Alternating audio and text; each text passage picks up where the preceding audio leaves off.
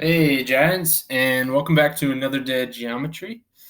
Today we're going to wrap up kind of the end of chapter 3. We'll spend a few days reviewing, and then we'll get onto our tests, and then just one more chapter this year. We're going to talk about triangles as we close out May.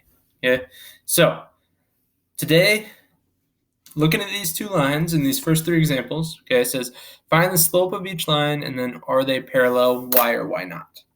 Now, hopefully, I've tried to drill this into you on the last few movies or videos.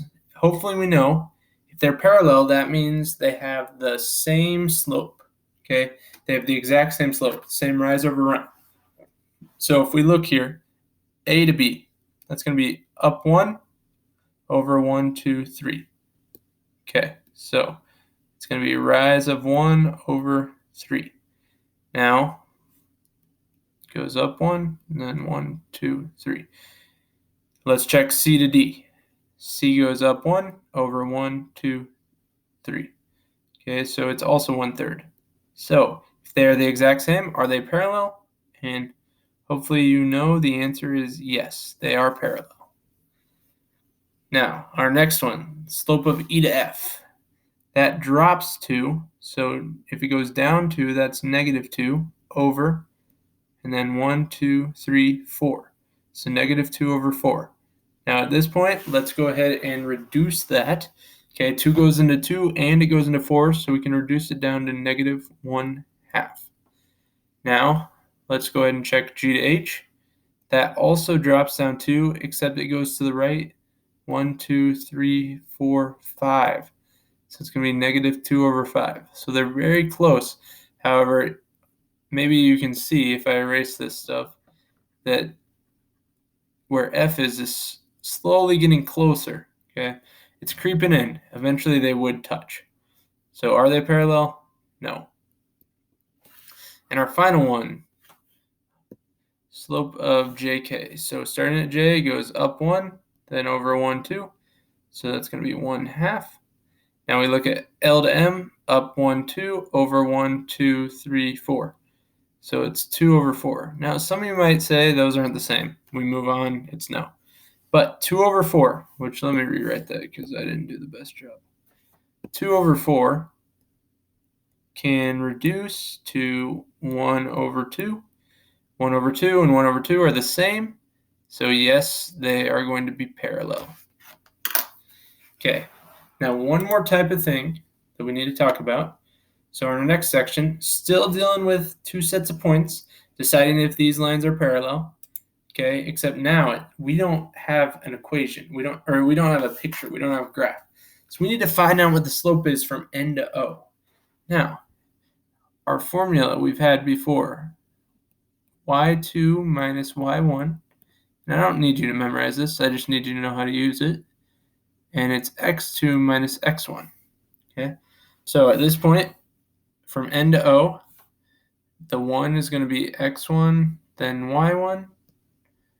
The O here, the 4 will be x2, and the 6 will be y2.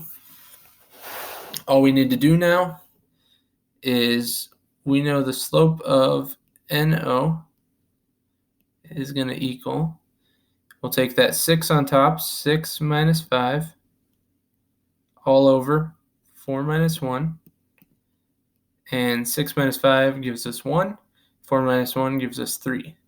So we get 1/3. Now, in order for them to be parallel right here, we know they have to be the same. Okay, so for that to happen, they have to be the same, which means in order for that to be the case, we would need it to be 1/3. And in order for the perpendicular option to happen, they have to be what we call opposite reciprocals. Okay, so opposite reciprocals. And in order for them to be opposite reciprocals, opposite means the sign changes. So instead of positive, it would be negative. And reciprocal means the numerator and denominator switch places. Okay, so the 1 and the 3 would switch places. So it'd be -3 over 1. Now, let's go ahead and find what the slope is of PQ. So first, we can label P is x1, y1. And Q is x2 and y2. And I really don't like that color, so I'm going to go ahead and switch it. Okay, so now let's take the slope of PQ is going to be, start at the y2 here, so we'll do 4 minus 3, that goes on top, all over 5 minus 2. 4 minus 3 gives us a 1, 5 minus 2 gives us a 3, and we get 1/3. Are those the same? Yes, so yes, it is parallel. Are they opposite reciprocals? No, clearly they can't be. You can't have a yes for both of those. You can have a yes for one of them. You could have a no for both, but you could not have a yes for both of them. So at this point, we've got one more example. Let's go ahead and we'll do one more of these. So slope of RS. Let's find that first slope. So once again, x1, y1, x2, y2. We're still going to use this formula for slope, okay? And this time we're looking for the slope of RS. So that's going to equal 2 minus 1 on top. And on the bottom, we're going to have 0 minus negative 2, okay? So 0 minus negative 2. That's going to give us a positive 2 on the bottom. And 2 minus 1 gives us a 1 on top. Okay, so we're left with 1/2 for RS. Now, once again, in order for them to be parallel, they have to be the same. So in order for this to be true, we'd have to get a 1/2 for it to be parallel. For it to be perpendicular, we need opposite reciprocals, just like here. So instead of being positive, it should be negative. And instead of 1/2, it should switch to 2/1 or just 2. So if we get either of those, we can put a yes. And if we don't, then we'll have to put a no for both. So let's switch. And final one, we've got x1, y1, x2, and y2. So the slope now of TU is going to equal, let's start 0 minus negative 2.